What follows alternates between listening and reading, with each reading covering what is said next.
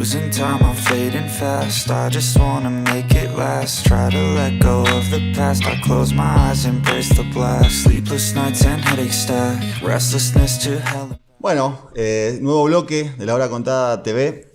Nos acompaña en este nuevo bloque una famosa de Mendoza. Aparte de ser una amiga, es una amiga famosa. No sé si todos tienen el lujo de tener amigos famosos. Bueno, Eliana Luna, licenciada en Ciencias Políticas. Así es. Analista electoral. También un poquito. Educadora electoral. Principalmente. Bueno, justo lo que nos hacía falta hoy. Porque queríamos hablar de la boleta única.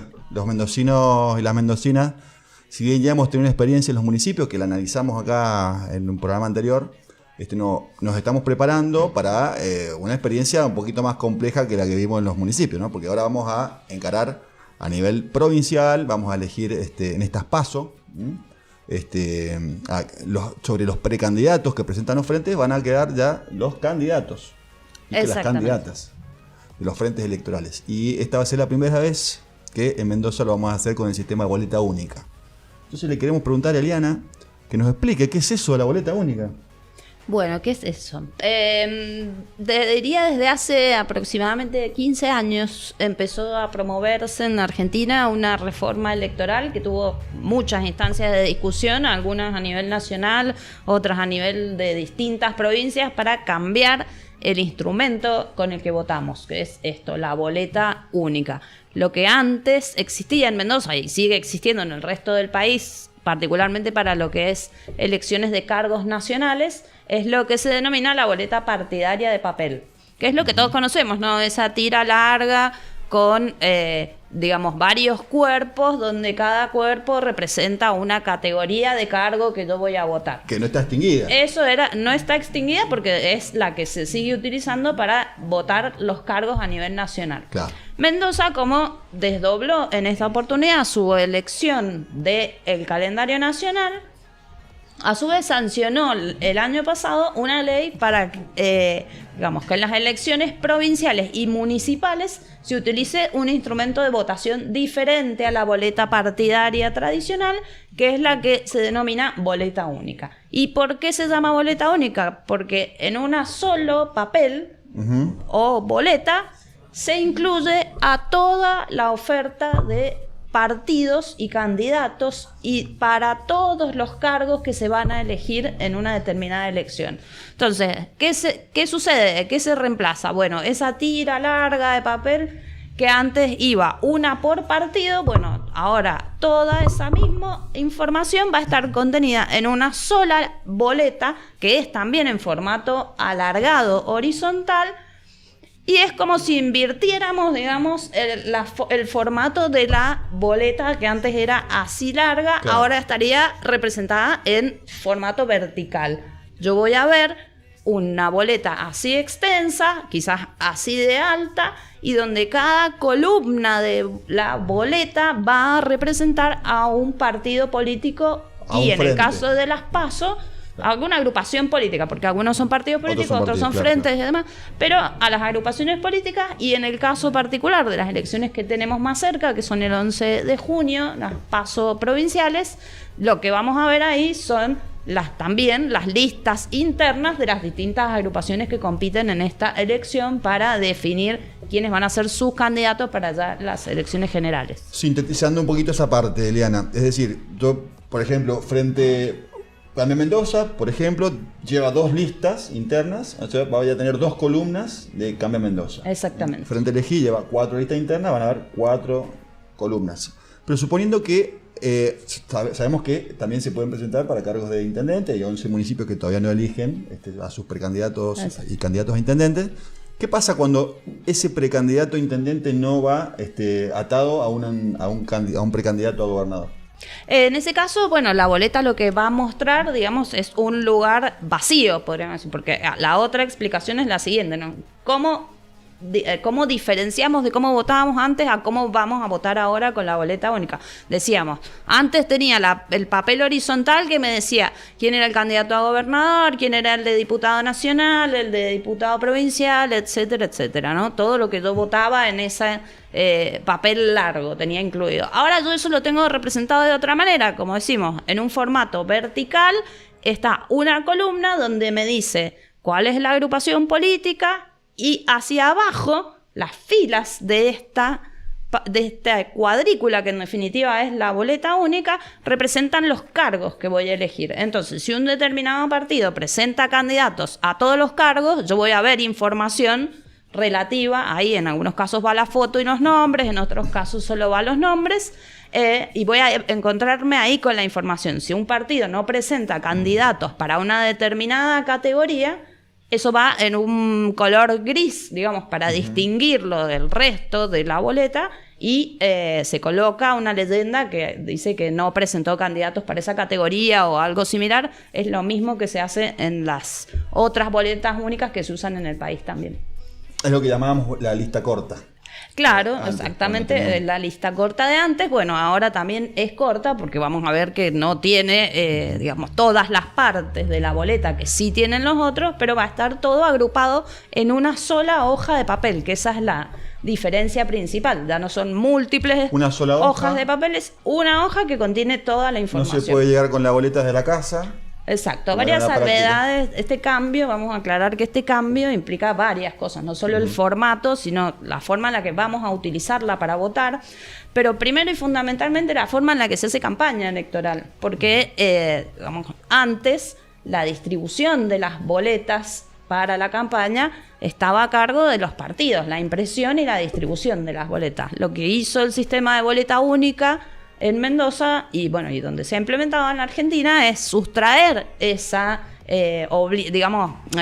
función que cumplían los partidos políticos de, en definitiva, educar electoralmente, pero también hacer campaña por un instrumento que ahora está en manos del Estado exclusivamente, que es quien lo imprime, lo administra y lo entrega a los ciudadanos al momento de votar. Esto no nos vamos a encontrar boletas como antes, debajo de la puerta, ni haciendo campaña, porque de hecho no se imprime exactamente la misma boleta, sino que solo la vamos a tener disponible el día de la elección en la mesa en que nos toca votar y nos la va a dar el presidente de mesa en ese momento. O sea que el procedimiento es llego, obviamente con el DNI, hago la fila como siempre, en la escuela que me toca, en la mesa que me toca, espero que me toque el turno, presento el DNI y ¿cómo seguimos? Ahí el presidente Mesa lo que va a tener es un talonario donde están, unidas todas las boletas que corresponden a esa mesa. Tengamos en cuenta que, por otro lado, lo que hace esto es que se imprime una boleta por elector de la mesa. O sea, el presidente tiene un talonario que va a tener entre 300 o 400, un poco menos quizás, boletas exclusivamente destinadas a los ciudadanos que están empadronados en esa mesa. Supongamos que la mesa tiene 400 empadronados. Son 400 boletas. Además, por supuesto, está previsto una impresión de boletas que son como de reemplazo. ¿Para qué? Para que cuando alguien considera que se equivocó al votar o quiso votar una cosa y se dio cuenta que votó otra o no entendió bien cómo usarla, puede pedir una nueva boleta para realizar entonces ahí sí correctamente su voto. ¿Qué tenemos que tener en cuenta en este momento? Si nosotros queremos que nos den una nueva boleta, la vamos a solicitar al presidente de mesa y le vamos a tener que entregar la que ya usamos, pero no así, como si te la pongo arriba de la mesa, porque eso es como decir prácticamente un voto cantado, ¿no es cierto? Sino hay que doblar esa boleta, entregarla doblada al presidente de mesa, asegurarse que el presidente de mesa la ponga en un sobre especial que se dispone para eso, para devolver las boletas erróneamente llenadas y todo suponiendo que va a poder garantizarse y continuar garantizándose la secrecía del voto, que es uno de los valores más importantes a la hora de votar, ¿no es cierto? Por supuesto, eso nos garantiza la democracia. Exacto. O por lo menos nos ayuda a mantener mejor la democracia, el secreto del voto. Exactamente. Entonces nos van a entregar la boleta, nosotros nos vamos a dirigir al cuarto oscuro, que también a su vez ya no es cuarto oscuro como tal, sino que va a ser un recinto donde nos vamos a encontrar con unos box. Dicen que van a ser 2 box por aula, como eran antes, en lugar de en un aula, van a meter 2 box adentro o algo por el estilo. Y no es peligroso en la medida en que se respetan condiciones de privacidad, y aparte estos sistemas no es que los estamos inventando en Mendoza, sino que ya existen en otros lugares, se vota en cabinas o en, cosas armadas armadas ad hoc para agilizar la votación. Entonces Hacerla nosotros más rápido. vamos a dirigir a una de esos box, vamos a dirigirnos con la lapicera, a su vez que nos entregarán en ese momento para marcar, y voy a mirar la boleta y voy a poder marcar qué quiero votar. Ahí es donde empieza el verdadero desafío de que, a ver si la gente entendió bien cómo votar utilizando esta boleta.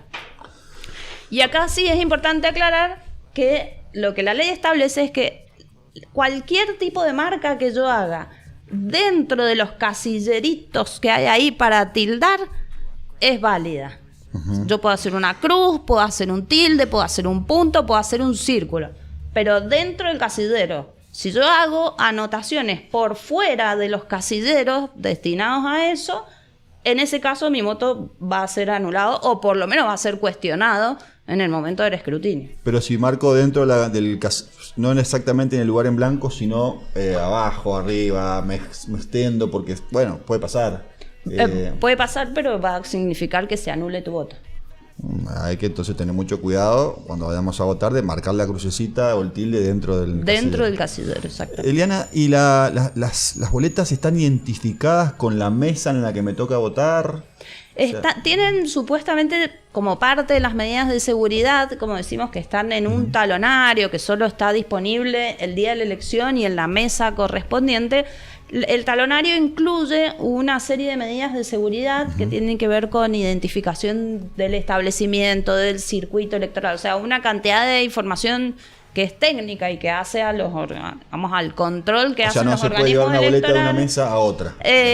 Se puede, pero no, es difícil que suceda porque solo el presidente de esa mesa te puede dar la boleta. Vos vos vas a estar en una sola mesa empadronado, no estás en más de una mesa. Claro. No figurando. Entonces es difícil que se dé una situación de esas características, que se confunda la boleta.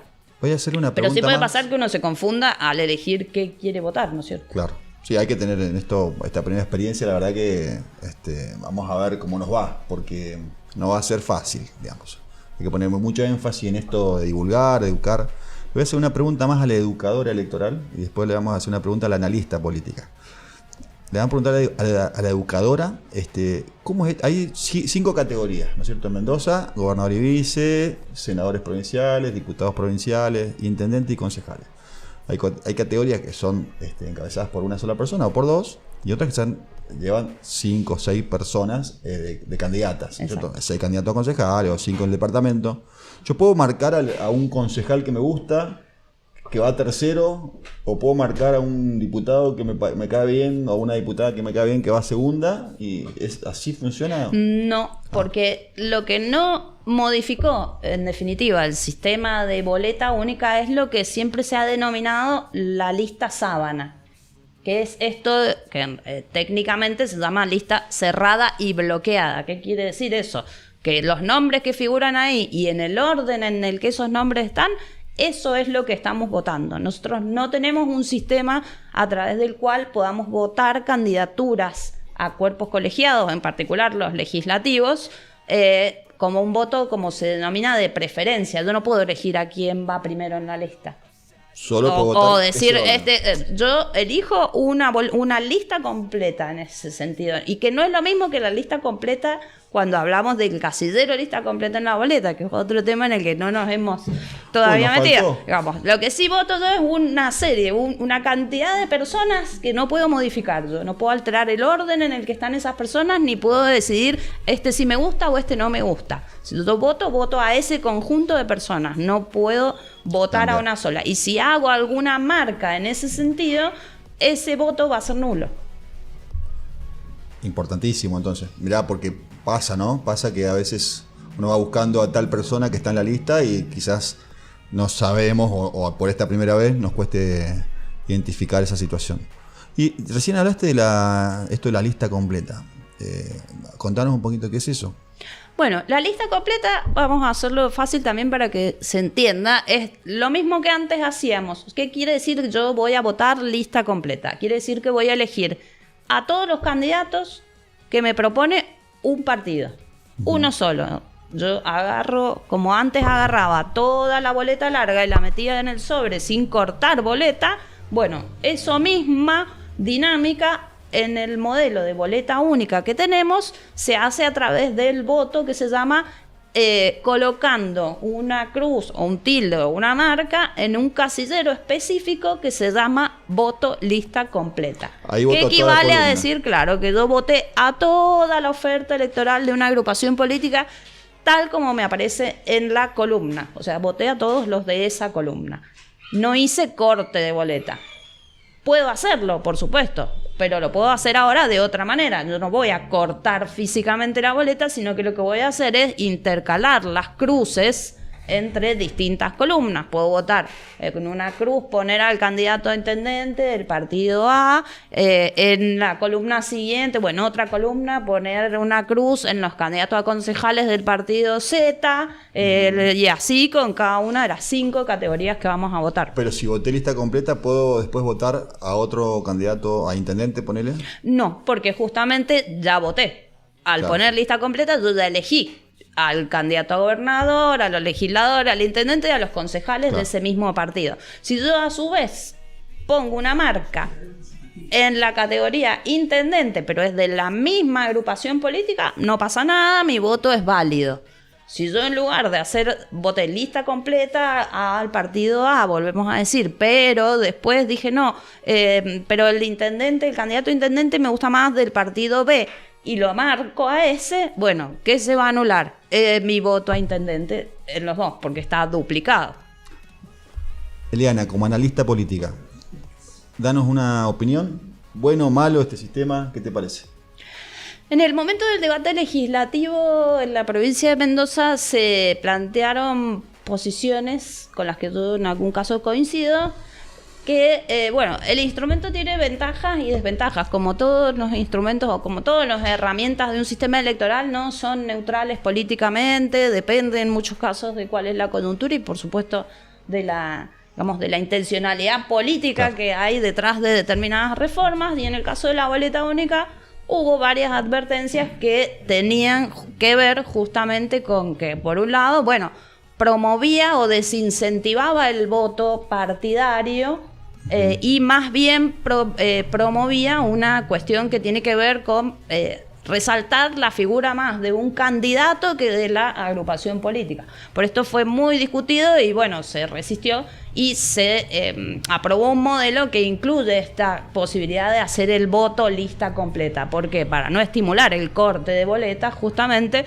entendiendo que el corte de boleta a su vez a veces es digamos, un sano ejercicio democrático para, digamos, mantener el control entre los distintos poderes que conforman el gobierno, digo, en particular los ejecutivos y los legislativos, pero en otro sentido, cuando esto se dispersa mucho, puede provocar problemas de gobernabilidad, y lo vemos un poco a nivel nacional, ¿no? La parálisis legislativa o de la actividad del Congreso por el hecho de que no logran ni siquiera quórum. Imaginémoslo en un escenario donde yo no tengo 2 bloques, tengo 50 bloques que son Claro. promovidos por este tipo de sistema de boleta donde se prioriza la figura del candidato antes que la del partido.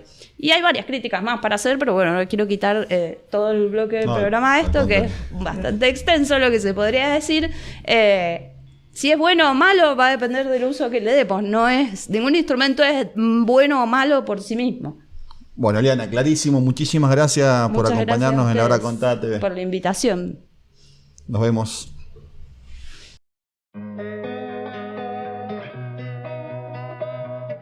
En el bloque cultural del día de hoy vamos a recordarles que el cine argentino está de festejo este mes completo, y particularmente en estos días porque se cumple un aniversario del estreno de la película Camila, una de las grandes películas argentinas de María Luisa Bember, que fuera competidora por el Oscar a la mejor película en no habla inglesa y que ganara también infinidades de premios. Y para eso, ¿quién más sino que Laura Mendoza nos puede contar un poco de qué se trata todo esto de los festejos del cine nacional, digamos, de las conmemoraciones y particularmente de esta gran película argentina? ¿Cómo estás, Laura? Hola, ¿qué tal? ¿Cómo están? Antes de empezar, quiero dedicar esta columna a Tina Turner, que la hemos perdido. 83 años tenía igual.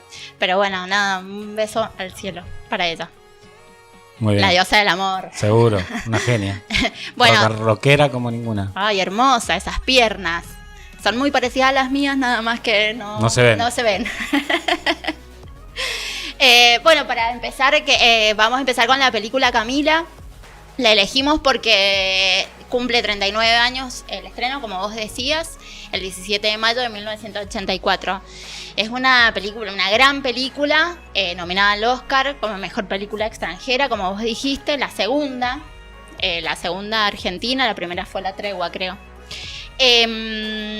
Y para empezar quería leerles el fragmento con el que empieza la película y a la cual María Luisa Bember va a dedicar, que es: para ser libre, para vivir de acuerdo a uno mismo y no apartarse del camino que el destino nos ha trazado, hace falta coraje. Mi película es sobre el coraje de Camila Gorman y Ladislao Gutiérrez. Bien. Eso nos decía María Luisa Bember. Para presentar, Laura, la peli, contanos, por ejemplo, eso nos lo va a presentar, ¿quién es Camila Gorman y Ladislao Gutiérrez? Bien, Camila Gorman es un personaje de existencia real, es un personaje histórico, y Ladislao Gutiérrez también es un sacerdote. Ellos dos se enamoran y revolucionan toda la sociedad argentina del siglo XIX, y esta película está basada en la historia de ellos dos. Uh-huh. Fue un hecho real, es decir, que es Camila basada en una obra histórica y dramática, y también, bueno, por su contexto histórico, tiene una lectura histórica y tiene una inserción, digamos, en un debate sobre lo que fue el periodo de las guerras entre unitarios federales en la Argentina en el siglo XIX, que atravesó todo el siglo, ¿no? Sí, y de hecho hasta hoy, digo, son pugnas que hubo que todavía todavía atraviesan nuestra historia. Cuando este tema de la grieta existió desde siempre, desde 1810, ¿no? Con Moreno y Saavedra, ¿no? Después de unitarios y federales, y bueno, ya conocemos la historia, pero digo, siempre hubo esta grieta que se quiere instalar ahora como nueva y no, en realidad es histórica. Camila es de una familia federales. Su padre es de la alta aristocracia porteña, muy allegada a Rosas, al gobierno de Rosas. Rosistas, digamos, la familia de Camila rosista. Sí. Y Ladislao Gutiérrez también, de alguna manera, era de una familia de Tucumán, también de renombre, digo, eran los dos de la alta sociedad. Su romance es bastante, ¿cómo decirlo? Que deja mal a la sociedad, digo. Incómodo para la sociedad. Claro, incómodo, porque él es cura, porque él es un sacerdote.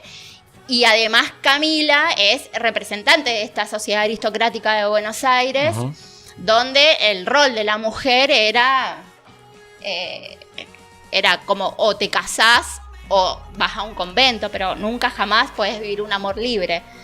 Hay una parte, un fragmento de la peli que dice, el padre le dice, Camila, la anarquía de la mujer, o sea que la mujer no puede decidir ser libre, y él le dice, tenés dos caminos para cortar con esta anarquía, o el casamiento o el convento, y no te veo como para el convento y casamiento. Entonces ella le dice, no, pero no amo a nadie, o no estoy enamorada, y dice, el amor, ¿qué es el amor? Así como, el amor viene con el tiempo.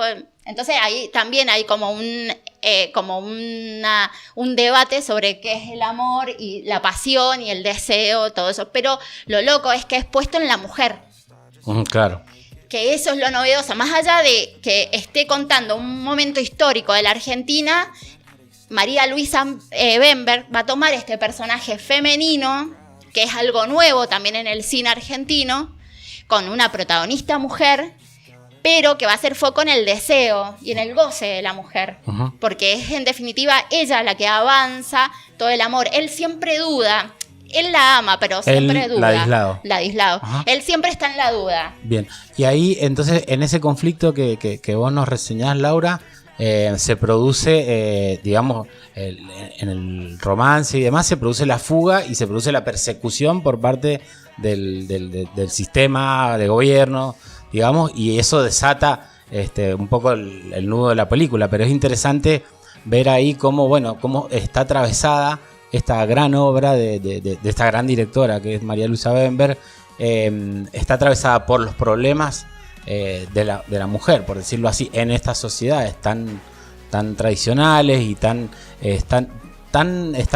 mí me parece que está bueno cuando meten el tema de la religión a través del cura. Es fuertísimo porque, eso. claro, porque también el rosismo, por decir, y los federales estaban atravesados por una enorme influencia cristiana y católica, y de eso hacían prácticamente parte de su doctrina y parte de su causa en su parte más fundamental.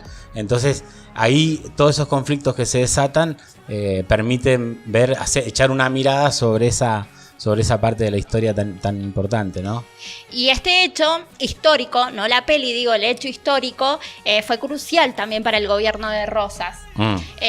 Fue como... Por su popularidad, un hecho que tuvo popularidad. Sí, y además ya venía con mala propaganda, mala prensa, ya venía como su poder medio en decadencia, y se suma este escándalo. Entonces los unitarios exiliados, no sé, Sarmiento en Chile, Valentina Alsina en Montevideo, escriben y presionan, y hablando de las morales y cómo puede ser, bueno, ahí tenemos un fragmento de la carta completa que escribe Sarmiento. Uh-huh. Ahí se los comparto, que dice, bueno, justamente habla de Rosas, va a hablar de Rosas y de que no podía permitir que esto pasara en la sociedad argentina, y menos con las mujeres y las jóvenes de la sociedad argentina. Cuando Rosas, presionados por todos estos unitarios, toma la decisión también de la decisión final, que es los culpa de sacrilegio. Y el Tampoco la sacrilegio... spoileé, Laura, porque si no ¡Ay! la gente va... Alerta spoiler. Alerta spoiler. Claro.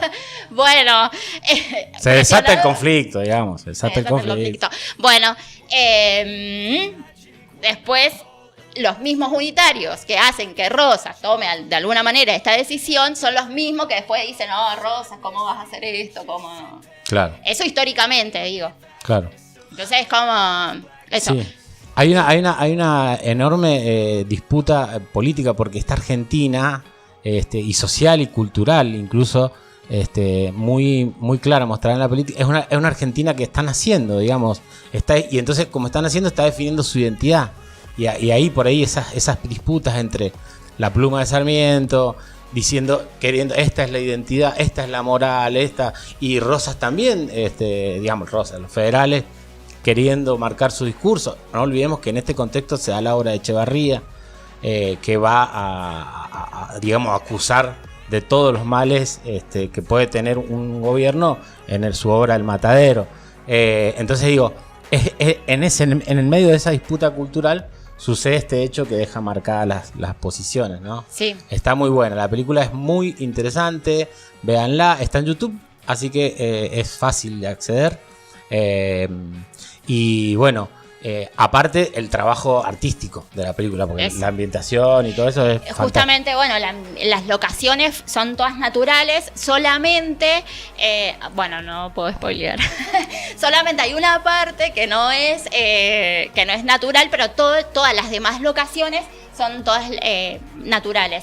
Lo más difícil fue conseguir la iglesia hasta que les dan el ok. Uh-huh. Lo loco de esta película es que se empieza a gestar el 2 de abril de 1982. Al mismo día de la invasión, mira. Con la invasión.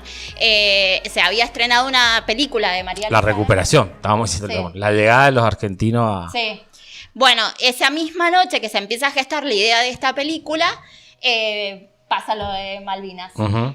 Después, cuando empieza el rodaje de la película, es el 10 de diciembre de 1983, con la democracia. Habían tenido medio ahí como amenazas de bomba por el estreno, porque era una película, o sea, también para el 1984, también va a cuestionar la sociedad actual, porque las mujeres todavía Bueno. Estaba así. Entonces digo, es una película muy, muy importante. Y por ejemplo, no se había, bueno, lo del celibato seguía igual que ahora, lo del celibato de los curas, pero no se había discutido la ley del divorcio, aún en la Argentina para esa época. Entonces, es así como dice Laura, en el sentido de que ese debate de la mujer y de la posibilidad de la mujer de gozar de su amor, de su vida libremente, estaba mirada todavía desde una mirada autoritaria y dominante. Bueno, Laura, excelente, la verdad, una muy buena recomendación para visitar este cine argentino que está de cumpleaños. Sí, sí, sí. Ajá, ¿cómo es eso? ¿La película No, o el el cine cine argentino? argentino, Sí, este mes es el mes del festejo del cine argentino. Ajá. Es Bueno, todo el mes. ahí métanse, hay un montón de plataformas, cine.ar y hay otras donde hay un montón de películas argentinas que permiten admirar el séptimo arte en manos de argentinos y argentinas que lo hacen muy, pero muy bien. Uno de los temas artísticos, decíamos cuando hablábamos de la cuestión artística, hay una cuestión muy particular con la música de esta película, Laura.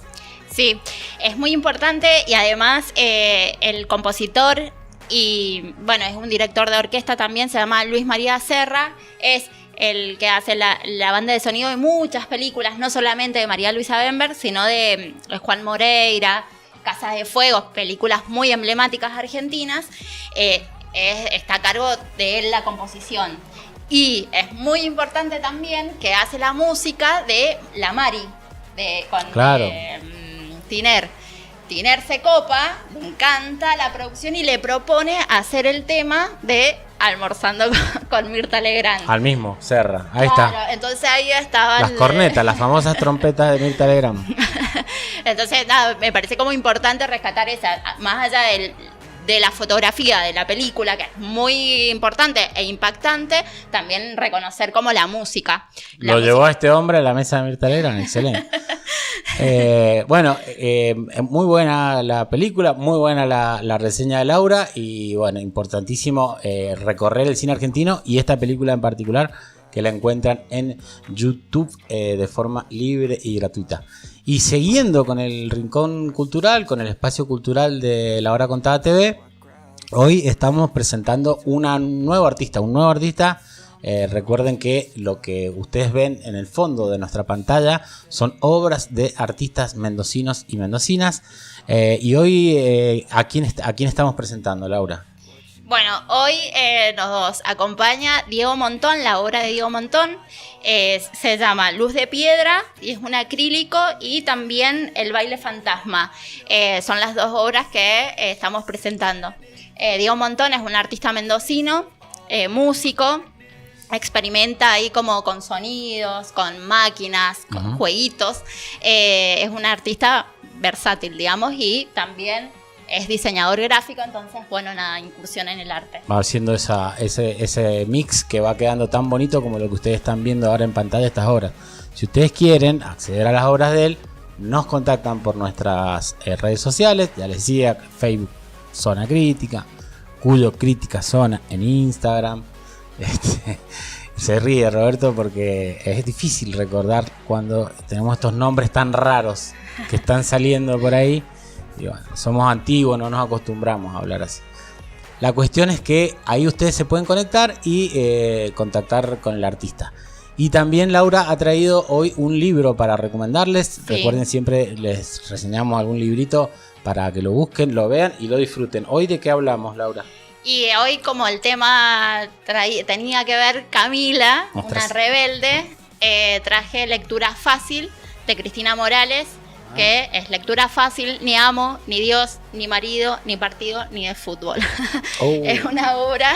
No le va a gustar a nuestros seguidores, que son muchos, y nuestros colaboradores, como Juan Carlos Villegas, que está ahí, que le encanta el fútbol. Pero la obra es muy importante porque lo que hace es descubrir el sistema de salud mental de España, y lo hace a través de 4 discapacitadas intelectuales, y es muy interesante el abordaje porque además lo narra de diferentes maneras, en lectura fácil, en fanzine y como denuncias. Entonces, digo, tenemos distintos formas de amigables abordar la obra. Así que bueno, más que recomendado, se los recomiendo. Bueno, sí, yo le anticipo lo del fútbol, no, hay gente que no le va a gustar.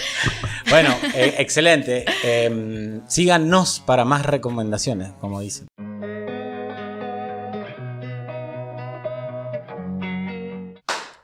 Bueno, buenas noches. Creo que lo van a estar viendo de noche este programa porque sale desde las 20 horas, así que estamos en el nuevo bloque. Otra vez arrancando esta cuarta parte de La Hora Contada TV. Parece mentira, hace nada era el primer programa y ya estamos en el cuarto. Muy contentos porque hemos podido acumular muchas vistas, muchos seguidores, muchos suscriptores, muchas personas que están, muchas víctimas, dicen acá atrás de cámara. No, yo la verdad creo que estamos muy orgullosos del programa que estamos haciendo y muy contentos por poder seguir creciendo todas las semanas. Así que les pedimos que quienes actualmente estén viendo este programa y no estén suscriptos o suscriptas, que se suscriban. Para nosotros es muy importante que nos den ese apoyo, que se suscriban en YouTube, en el canal de Zona Crítica Cuyo, que nos comenten, que pongan me gusta en la página de Facebook que tenemos, que también la comenten, la compartan por todas las redes sociales, que nos viralicen, como se dice ahora. La verdad es que hacemos esto con mucho cariño, con mucho amor y con mucha dedicación y creemos que es una forma de comunicar que tiene que crecer, porque como decimos siempre, no nos gusta, no nos queremos quedar con una única voz, sobre todo acá en Mendoza, que está bastante concentrada la comunicación, y ahí a veces, hay veces que los problemas pasan, los problemas ocurren, pero no se cuentan o no se va a fondo y muchas veces se toma como verdad o como único discurso posible el discurso oficial. El discurso de los dueños que pagan las pautas de los grandes medios. Bueno, ante eso, nosotros intentamos aportar nuestro granito de arena y hoy vamos a conversar de un tema que está hoy en la agenda política provincial, que ha sido incorporado en este año electoral, en este proceso que estamos atravesando ya de campaña avanzada, ya la campaña electoral, que es el ítem aula, el famoso ítem aula. Nos acompaña Alejandro Totino, el profesor Alejandro Totino, profesor de la Escuela Técnicos de Cuyo, ¿o no, Ale? Técnicos mendocinos. Técnicos mendocinos, perdón. Bueno, yo como guaymadino no tengo ningún perdón de haberme equivocado. Pero bueno, técnicos mendocinos que tiene ¿cuántos alumnos y alumnas, Ale? 850 alumnos aproximadamente. 850 jóvenes que van ahí esperanzados, ¿no es cierto?, de aprender en una escuela secundaria de ¿cuántos años, Ale? ¿6 años? 6 años. 6 años. Sí, 6 años. Con 2 tecnicaturas, construcciones que se reciben de maestro mayor de obra y electromecánica que se reciben de técnico en reparación y mantenimiento de equipos. El sello es así de largo. Mirá que bien. Aprendemos entonces a defendernos la vida, aprendemos oficios. Tan importante, aparte, digo, ¿no? Para toda la sociedad, no el trabajo. Para quien. El trabajo, chicos de todo el departamento, de muchos distritos de Guaymallén, incluso de otros departamentos. Y sí, muchos hijos de familias trabajadoras, muchos hijos de técnicos, de trabajadores, de albañiles, de torneros, de mecánicos que van a... Muchos de ellos primera generación de escuela secundaria. ¿Chicos Sí. más de qué edades? Entre 13 y 18, 19 años. Qué linda edad, ¿no? Ale, ¿y cuántos años hace que sos vos profe de esa escuela? En esta escuela estoy ya hace 15 años. 15 años. ¿Y te dedicás a esta profesión? ¿Hace más Hace o menos? 20 años. De esos 20 años, 7 años atravesados ya por el ítem aula. 7 años de ítem aula. 7 años de ítem aula. Yo te voy a pasar un video, ¿vale? De un discurso dado hace muy poquito en Rivadavia por un dirigente de la primera línea del oficialismo provincial hoy, Miguel Ronco, actual intendente del departamento de Rivadavia. Lo vamos a poner, vamos a escucharlo juntos. Dale. Y vamos a hacer un poquito de análisis al respecto. Alfredo Cornejo, Mario, Raúl, Héctor, concejal, ellos son los que nos dieron seriedad. ¿Quién puede hablar de Alfredo Cornejo? ¿Qué pueden decir? Y les molestó el ítem aula. Lamento a aquellos que no saben entender que en la vida hay que ser cumplidor, hay que ser honesto, no hay que estafar. Imagínense ustedes que tuvieran 4 intendentes acá en Rivadavia, porque yo me tomé licencia porque me dolía un pie, porque el otro se tomaba licencia que se había estornudado, porque el otro posiblemente iba a ser mamá, porque el otro no sé qué. 4 docentes en un solo aula. ¿Cómo va a salir el país adelante? ¿Cómo vamos a crecer? con planes, con flojera, con certificados de enfermedad. Tenemos que ser sinceros en la vida, tenemos que ser honestos. Hay que ser cumplidor, hay que ser honesto, no hay que estafar, no hay que ser tramposo. Dime de qué alardeas y te diré de qué careces, ¿no? Dice, ¿quién puede hablar de Alfredo Cornejo? O sea, yo digo, si esto lo dijera, digo, Milei, diríamos, lo está diciendo Milei, pero lo está diciendo un dirigente hoy de primera línea. Si no fuera trágico lo que dice este señor, y estoy siendo respetuoso diciéndole señor, sería gracioso porque, a ver, partamos de la lógica o del sentido común. ¿Quién se hace docente para ser tramposo? ¿Quién se hace docente para no cumplir? ¿Quién trabaja de docente para no trabajar? Digo, este es el fondo del ítem aula, ¿no? Es un montón de prejuicios hechos ley. El gobierno, yo por ahí lo escucho, ¿no? El discurso oficial, donde si vos tuvieras que preguntar hoy a la dirigencia oficialista actual, ¿no? ¿Cuál es uno de sus mayores logros de 7 años de gobierno, ¿no? Y vos decís, bueno, la verdad que los indicadores provinciales, lo hemos analizado largamente en este programa, son todos muy malos. Pero te dicen, no, el ítem aula. Y el ítem aula, y el ítem aula, que el ítem aula en un momento era de exportación, que lo querían inclusive imitar en otras provincias. Ninguna lo imitó. Ninguna. Incluso las gobernadas por el mismo signo político. Ninguna otra provincia de Argentina lo imitó. Eso algo nos dice. Pero por algo será que no lo imitaron. Digo, ¿mejora realmente la calidad educativa? El ítem aula sirve para dos cosas. Y en ese sentido, con muchas comillas, es un éxito. Si lo miro desde el lado del oficialismo. Es un éxito para el oficialismo. Es un éxito para el oficialismo, un fracaso para la educación. Un fracaso para los chicos, un fracaso para los padres, un fracaso para los docentes, para las docentes. A ver, sirve para según mi óptica, sirve para dos cosas el ítem aula. Primero, para controlar. Pero para controlar desde el lugar de la atalaya, del gran hermano, no del programa, del libro. Controlar todo lo que haces y todo lo que te pasa como ser humano. Controlarte la vida, digamos. Controlarte la vida. No cómo trabajás, sino controlarte la vida. Claro. El ítem aula te lo descuentan si te casás, si se te muere un familiar, si se te enferma un hijo, si estás haciendo un curso de capacitación y te tomas días por estudio, si estás estudiando una carrera y te tomas días para rendir. Eso es un control absoluto de todo lo que haces. Ni hablar de si te enfermas y si vas a trabajar enfermo. Y para lo otro que sirvió es para, y esto el gobierno lo dice como un éxito, y para ellos seguramente lo será, que es para ahorrar. Yo prefiero decir ajustar. Recortar. Porque todas las cosas que nos pasan en la vida nos pasan igual. Hay veces que es inevitable faltar al trabajo. Digo, y no por eso sos tramposo, como dice el señor Ronco. Simplemente te pasan cosas. No creo que exista un trabajador en el mundo que haya ido a trabajar absolutamente todos los días de su vida. Porque te enfermas, porque le pasa algo al familiar. Sí, por lo que decíamos y por muchas cosas más. Entonces, en esos dos sentidos, solo para Alfredo Cornejo y para Suárez, o para sus gobiernos, visto desde esa óptica que no es más que un prejuicio, o un montón de prejuicios, visto desde esa óptica es un éxito. Para todos los demás que estamos en el sistema educativo, es un rotundo fracaso. No mejoró nada. No mejoró absolutamente nada la educación. No solamente no mejoraron los derechos laborales de los trabajadores docentes, sino que no mejoró en general la educación. Es decir, que este discurso de estamos preocupados por la educación, entonces vamos a aplicar el ítem aula, porque nos preocupan los estudiantes, nos preocupa que faltan mucho los docentes, entonces le vamos a aplicar un ítem aula.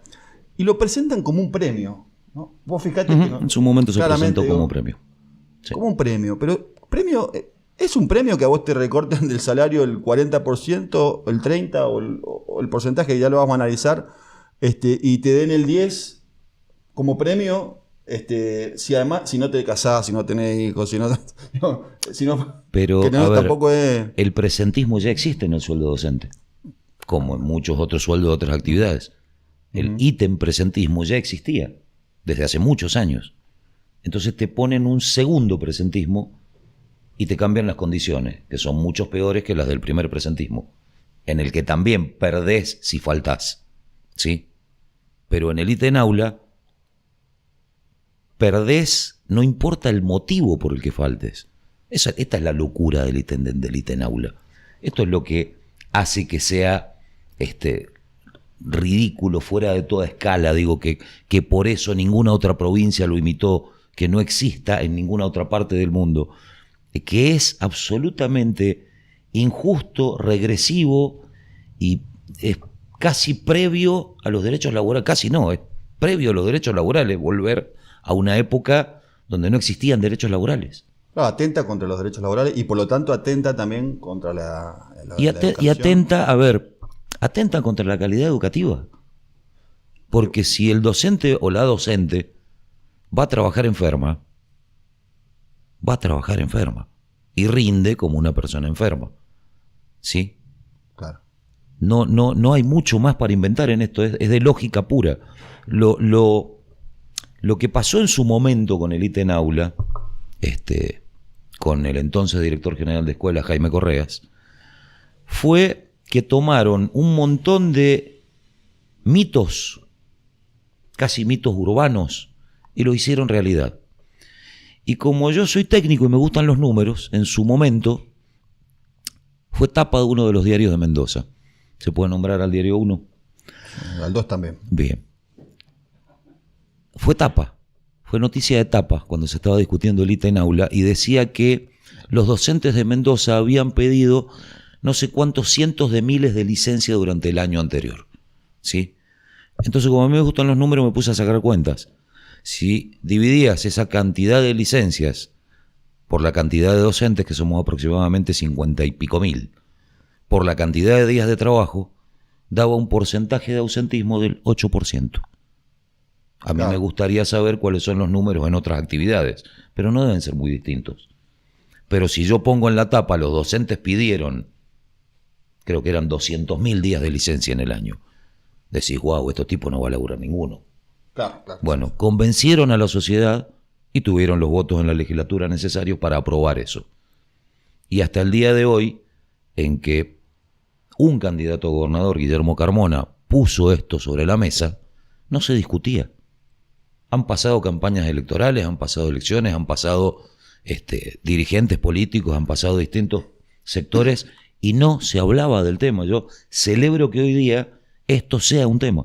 Sí, me parece muy importante que esté sobre la mesa en la discusión política porque estamos tomando decisiones los mendocinos y las mendocinas que nos van a afectar durante 4 años más, o sea, hasta el de diciembre del 2027, siempre lo decimos. Por lo tanto, es un tema que se tiene que discutir. ¿Cuántos docentes hay en Mendoza?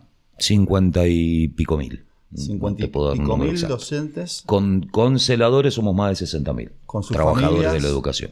Afectados hoy, digamos, la mitad de los trabajadores públicos, un poquito más de la mitad de los Un trabajadores poco más de la públicos mitad de los trabajadores públicos. son docentes. Hace poco, al director general de escuelas, Tomás de apellido, le preguntaron, bueno, esto del ítem aula, ¿qué tal? Y él lo dijo, la verdad es que es un tema que está en la agenda política actual, nosotros hemos mejorado la presencia en las aulas, eso ha traído beneficio educativo. Dijo, nos hemos ahorrado 5.000 millones.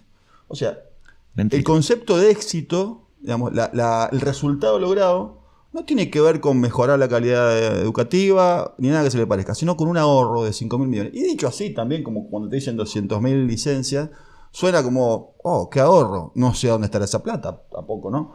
Pero qué ahorro. Y seguramente, perdóname que te interrumpa, seguramente no está ni en la infraestructura escolar, las escuelas se vienen abajo, no está en la cantidad de horas cátedras que hacen falta para apoyar a los chicos que todavía no salieron de la pandemia. Las escuelas todavía no salieron de la pandemia, todavía estamos pagando esto, sin recursos. No está seguramente en la cantidad de edificios escolares. Que no Digo, tenemos escuelas nuevas, nosotros estamos en Guaymallén y somos junto con Luján los 2 departamentos con más déficit de edificios escolares de la provincia, que de por sí tiene un déficit importante. Digo, se ahorraron 5.000 millones. ¿Cuál es el mérito?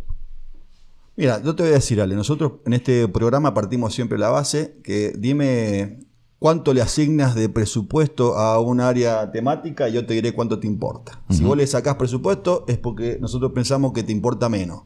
Si le agregás presupuesto, entendemos que te puede importar un poco más. Ujú. Es decir, está muy el verdadero interés está muy vinculado al gasto público, a la inversión pública. En este caso, hemos traído acá un cuadrito que hemos puesto en pantalla ahora, en donde, bueno, quienes están viendo el programa pueden darse cuenta de que todas las áreas en las que se subdivide la Dirección General de Escuela, han perdido participación, salvo una, que después ahí la podrán ver, está en azul, han perdido participación en el total del gasto provincial entre el 2014 y el 2023. Ujú. Por ejemplo, la Dirección de Educación Inicial y Enseñanza Básica en el 2014 acumulaba el 11,25% del gasto total de la provincia. Ujú. Actualmente es el 8,14%. Tenemos una pérdida de 3 puntos de participación en el total del gasto. Por ejemplo, la educación de jóvenes y adultos, que participaba en el 1,76% en el 2014, se fue cayendo, ya al final el gobierno de Cornejo era el 1,52 y actualmente el 1,31. O sea, ha perdido un porcentaje que es el 0,44, que es muchísimo dinero, digamos, en términos que ya lo vamos a ir viendo. La suma total del gasto de la Dirección General de Escuelas participaba en el 27,93% del total del gasto provincial en el 2014. ¿Por qué decimos el 2014? Porque es el último presupuesto aprobado de una gestión anterior al inicio del gobierno de Cambia Mendoza. Si tuviéramos el 2015 lo daríamos. De ese 27%, al final del gobierno de Alfredo Cornejo bajó al 22%, y al final en este año, que estamos finalizando el gobierno de Suárez, estamos ya en el 19%. Es decir que la Dirección General de Escuela, como total, digamos, ha perdido el 8,30% de participación en el presupuesto. Acá van a ver, hay 3 barritas, una barrita azul, que es como participaba en 2014, una barrita lila o morada, que era el año 2019, se va viendo la caída, y hacia el 2023, que está la barrita de color lila. Eso, acá está otro gráfico, estamos presentando, que es la porcioncita roja, esa que se ve ahí, es la porción perdida por la Dirección General de Escuelas en términos de participación en el gasto. Perdóname que te interrumpa, sería interesantísimo saber perdida y ganada por quién. Claro. O por quiénes. En este caso, estamos hablando de, por lo menos ya sabemos que no está, o sea, que se ha despriorizado el gasto en educación, más allá de los discursos y todo lo que se quiere decir. ¿Sabe cuánto dinero sería eso hoy si tuviera la misma participación la Dirección General de Escuelas sobre el total del presupuesto? Son 70.000 millones de pesos menos que el gobierno provincial asigna a la educación pública en Mendoza. Por ejemplo, en enseñanza básica, 26.000 millones de pesos menos. En educación para jóvenes y adultos, 3.000 millones de pesos menos. En educación superior, los 10, 2.000 millones de pesos menos al año. Y así, bueno, ahí están viendo el cuadro en pantalla. Perdóname, ahí te hago una aclaración. El único que está en azul es técnica y trabajo. El único que ha mejorado. ¿Sabes por qué está en azul? Me gustaría que me lo diga. Porque técnica y trabajo recibe plata del Instituto Nacional de Educación Tecnológica, el INET. Mire usted. Entonces, esa plata que está ahí puesta no es plata que pone el gobierno de la provincia, es plata que viene de Nación. Yo le voy a dar otro dato. Hay otro más en azul, que es lo que se asigna a la unidad dirección de escuela, o sea, a donde está el director. Eso sí ha crecido. ¿Sabe por qué ha crecido? Eso sí aumentó la participación. ¿Sabe por qué aumentó? Porque ahí están los sueldos de los funcionarios. Exacto. Los funcionarios de la dirección de escuelas cobran los sueldos de la partida 21.401 de Dirección General de Escuela. La parte de funcionarios, ahí sí aumentó. 297 millones de pesos más tenemos de gasto. Bueno, la verdad es que no vamos a abundar tanto en números. Hay más información que la vamos a estar subiendo cuando la publiquemos. Hay otros gráficos, más información respecto a cómo ha ido cambiando el gasto en personal también en la dirección de escuela. Pero lo concreto, Alejandro, es que, no sé si usted estará de acuerdo conmigo, que parece que hubiese un discurso hoy respecto al tema de la educación, pero a la hora de aplicar políticas reales, de asignar recursos, eso no pareciera notarse. A la hora de asignar recursos, yo creo que la educación de Mendoza está en emergencia. Yo creo que cualquier gobierno serio que venga a esta provincia tiene que declarar la emergencia educativa. Por motivos que no vamos a detallar ahora, pero son muchos. Son muchos, que no tienen que ver solo con presupuesto. Ya nos quedamos hasta con una propuesta programática de acá, Alejandro. Así que bueno, nos despedimos. Pónganle me gusta, comenten. Muchas gracias, Alejandro. Muy amable por estar. A vos, Juanca. Un gusto compartir con vos pantalla. Nos estamos viendo en el próximo bloque.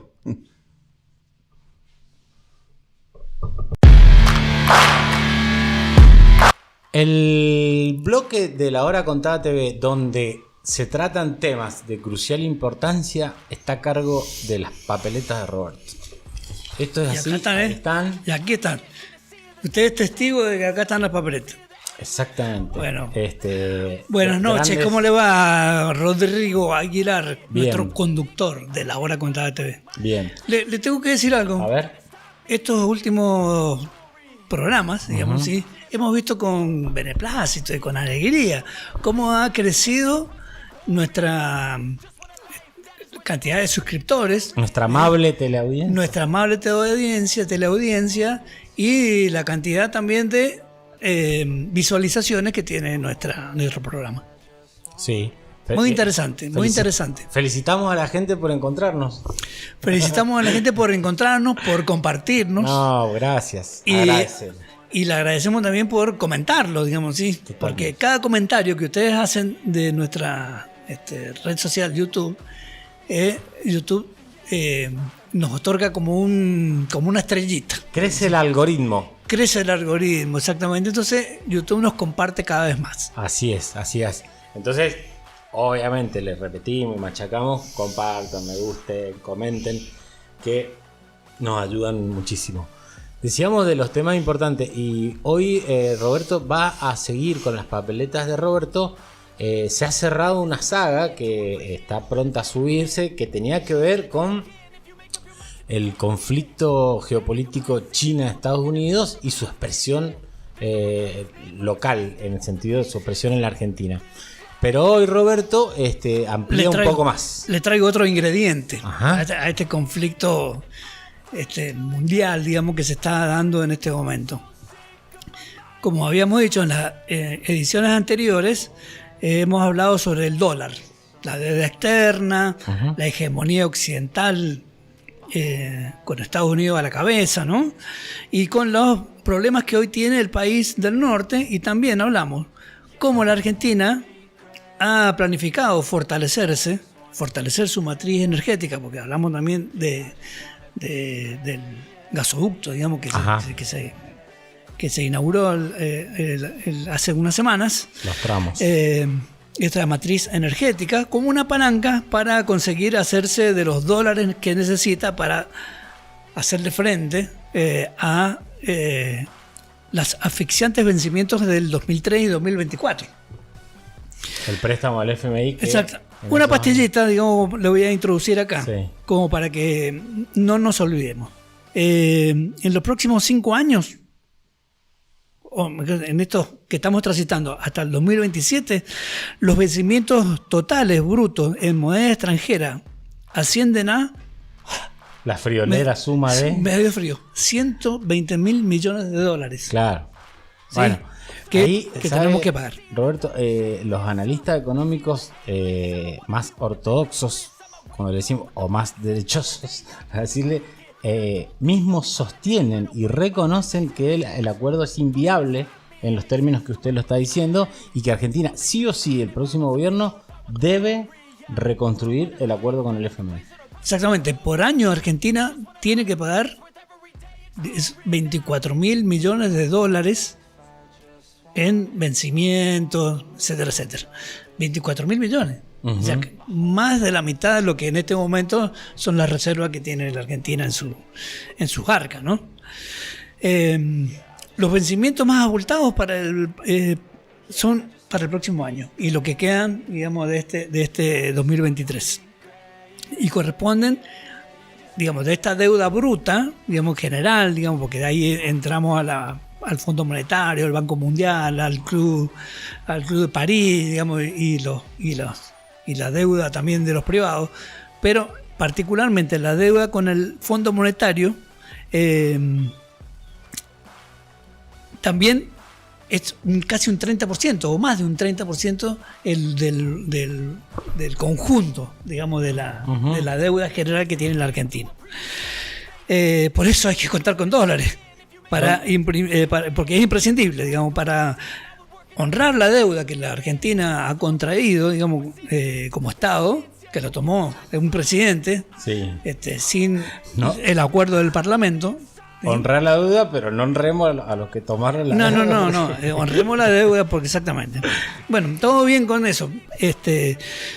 Pero nuestros oyentes y ahora nuestros televidentes también, en sus comentarios, nos han pedido que hablemos de algo más, digamos, que tiene que ver con esto directamente, y que son los BRICS. Bien. Los BRICS. BRICS. Digamos, que todo el mundo habla de los BRICS, que van a hablar. ¿Y cuál es su importancia en esta danza de endeudamiento, de amenaza de sanciones que tienen los países que están sometidos por el Fondo Monetario Internacional? Roberto, Sí. ¿qué son los BRICS? Los BRICS. Los BRICS es un acrónimo. ¿Sí? Un acrónimo es la sigla. Le mete palabras difíciles, ¿Qué quiere decir? Simplifica. B de Brasil, R de Rusia, India, China y Sudáfrica. Países. Por eso se llama países. Es un conjunto. Es un conjunto de países. Los BRICS. Bien. Y esta palabra que suena como mucho en estos tiempos está siendo usada para identificar a esas economías que se llaman emergentes, ¿sí? Y se identifican esas economías con grandes dimensiones geográficas y dimensiones demográficas también. ¿Y qué objetivo, que se han dado estos países que se han constituido como un bloque económico para de aquí en adelante trabajar, digamos, en conjunto? ¿Sabe que noto? Dígame. Siga. Que no hay una presencia de los grandes países occidentales. Digamos, usted me nombró países donde no está ni Estados Unidos, ni Inglaterra, ni Japón. Digamos, Yo ahora le voy a decir por qué. Ajá. ¿Por qué? El objetivo que se han dado estos países, estos 5 países que se han constituido como un bloque económico, financiero y político. ¿Sí? Es fortalecer los sistemas de acuerdos multilaterales entre estos países y con terceros países que se sumen al BRICS, y se enfocan en la generación de oportunidades y soluciones en estos ámbitos financiero, económico y político. Uh-huh. Estos países dicen que están preparados, escuche esta, para liderar la erradicación del hambre y la pobreza mundial en 2030. ¿Por qué no están los otros países? ¿Usted dice que es porque los otros quieren lo contrario? Con Pero- sus niveles de consumo Sí, Roberto, trabajan en lo contrario. Lo puedo cuestionar diciéndole que, bueno, esas son declaraciones Bueno, claro, públicas. Que exactamente. todos hablamos de obviamente. cosas lindas. Todo Cuando... exacto. Pero escucha estos números, Sí. por ejemplo. Los BRICS concentran el 40% de la población mundial. Impresionante. Mucha gente. El 20% del producto 6 bruto, países de 250 que hay concentran el 40%. el 40%. Tal cual, ¿eh? El 20% del producto bruto del PBI del mundo claro. lo concentran a estos países.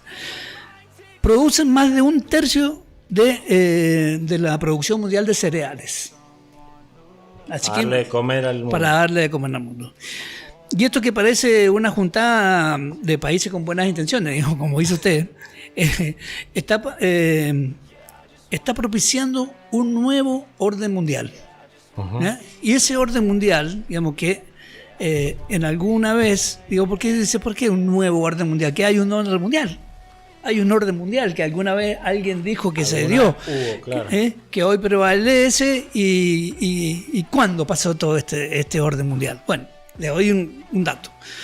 Hubo una convención de 44 países que se juntaron en un lugar que se llamaba Bretton Woods, allá por el mes de julio de 1944, en Estados Unidos, Perfecto. plena guerra mundial.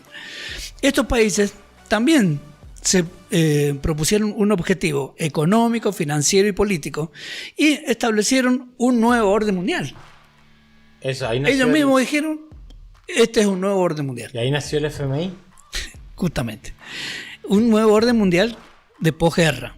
Y así fijaron las reglas de las relaciones internacionales y financieras entre los países más industrializados, que en ese momento eran Estados Unidos, Inglaterra, Canadá, Francia, digamos, Australia. Los países aliados, digamos, que estaban luchando en la Segunda Guerra Mundial. Sí. Y Los ganadores. sí, los que posteriormente iban a ser los ganadores. por Ya qué? se veía, digamos, que iban a ser ellos uno de los Pero ganadores. ¿sabe por Sí. qué le digo, Robert? ¿Por Porque qué? yo ahí le metería una idea de una palabra para entender mejor el eufemismo, que sería nuevo orden de dominación mundial. Bueno, usted también Bueno. le mete cosas. Se juntaron los países. Hasta Bolivia estaba en el Bretton Woods. Fíjese, los países sudamericanos. Es más, muchos dicen que fue un gran salto geopolítico mundial de solidaridad con los países latinoamericanos. Pero le voy a decir, los países periféricos no tocaban ni la campanita para que empiece la sesión. Ahí Sí, le iban decían, a sacarse Bolivia. la foto. Claro, Tráeme café. claro, iban a sacarse la Tráeme un foto. café, exactamente. Todos los periféricos. Bueno, en esta reunión que se hizo en plena Segunda Guerra Mundial, como le dije, Ajá. y que estuvo vigente, esos acuerdos, estuvieron vigentes hasta la década del 70. Y ahí se crearon el Banco Mundial y el Fondo Monetario Internacional, digamos, que empezaron a funcionar en 1946, cuando terminó la guerra. Y se decidió darle al dólar estadounidense la categoría de referencia internacional para como moneda, digamos, de referencia. En ese momento fue. Dijeron, bueno, Claro. ¿por qué? Porque allí Estados Unidos era La supremacía del dólar. la principal, porque era la principal potencia, digamos, mundial. La guerra estaba pasando en Europa, estaba pasando en el Pacífico, y a ellos les llegó el Pearl Harbor, nada más. Claro. Digamos que ni siquiera estaba en suelo estadounidense. Sí. Y los tipos pusieron a funcionar una gran maquinaria industrial, productiva Claro, y comercial. y comercial, digamos, debido a estas situaciones de guerra. Y a eso fue que, por ejemplo, la disputa entre Estados Unidos e Inglaterra en Argentina, resuelta a favor de Estados Unidos, tenía que ver con esto también.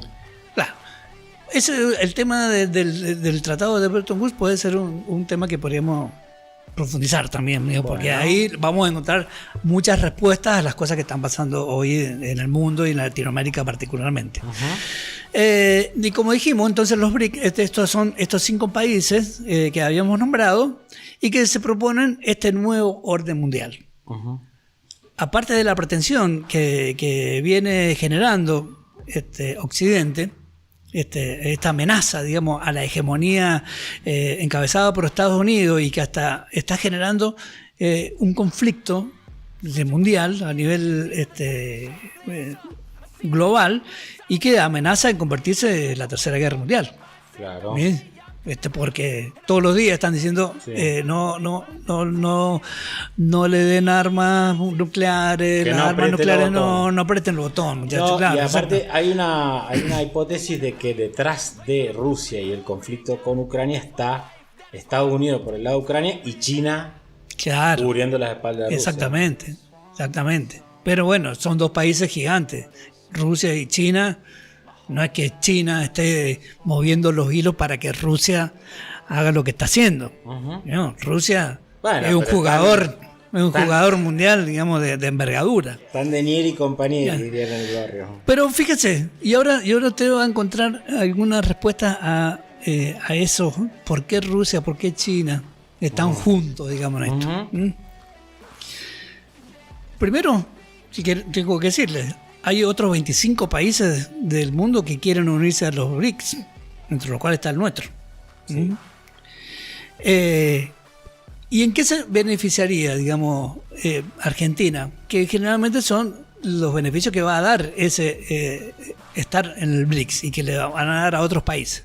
Primero, nuevos accesos a créditos denominados de capital de desarrollo, ¿sí?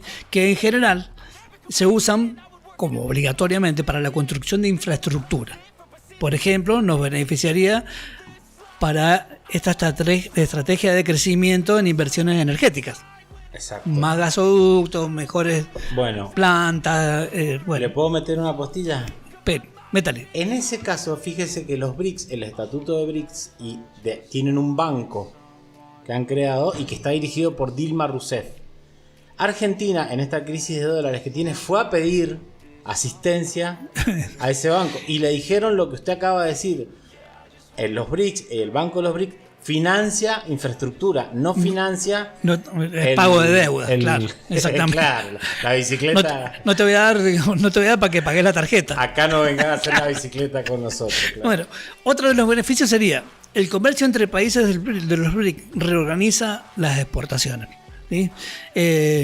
Y los reorganiza por grupos de exportaciones, fortaleciendo y ratificando una tendencia histórica, digamos que es la ventaja comparativa en alimentos, en bebidas, en celulosa, en papel y en varios otros rubros, ¿sí? Claro.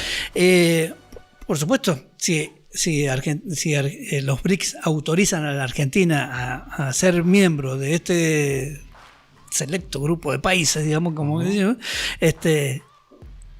será un salto geopolítico, digamos, de gran envergadura para Latinoamérica y para Latinoamérica en general y para la Argentina en particular. ¿Por qué? Porque es muy importante lo que nosotros tenemos: energía y granos. Exacto. Alimentos y energía. Entonces, ¿será que queda esta pregunta? ¿Será que vamos a andar bien? Con este, Porque hay otra la cuestión. entrada de los BRICS es inminente. Sí, Es inminente. pero hay otra cuestión, que es la posición geopolítica de Latinoamérica, porque comparte el océano Atlántico y el océano Pacífico. Sí. Y entonces tiene mercado con los dos lados. Por eso también es muy importante la disputa que hay sobre los BRICS y el lugar de Latinoamérica. Bueno, excelente, Roberto. Eso digamos, como para aportar a esta discusión. No, a la confusión. A la confusión geopolítica y a las verdades relativas, como dice. Exactamente. Excelente, Roberto. Muy interesante y sobre todo para seguirlo. Porque fíjese usted, como bien los debates que usted viene planteando, también son los debates que se vienen planteando en la economía real y en la política real, en las relaciones entre los países. Entre los países y en la política real de las propuestas de los candidatos para estas próximas elecciones. ¿De dónde vamos a sacar los dólares? Pero ese es para otro programa. Se Pues, nos acaba está el bien, tiempo. está bien, perfecto. Se nos acaba Me el han tiempo. sacado la ocarina, Roberto. Esto no puede terminar. No, ahí está suyo, mire, fíjese. Ahí está. Ahí está. Ya sabemos. ¿Cómo vamos a terminar sin la ocarina? Claro, Cuando suena la ocarina, sin el mantra latinoamericano. El programa va llegando a su fin. A su fin. Hasta la próxima. Y no se olviden entonces. Pónganle me gusta, pónganle compartir y pónganle me suscribo. Y aporten también. Y el aporte que está haciendo realmente exactamente. Nos han llamado un crédito para la inversión. Nos han llamado los BRICS. Un crédito para la inversión. Ustedes saben que no, con esa plata no pagamos la tarjeta. Vamos a pagar en infraestructura y en aparatos. Gracias por estar ahí. Nos vemos la próxima semana. Hasta la próxima.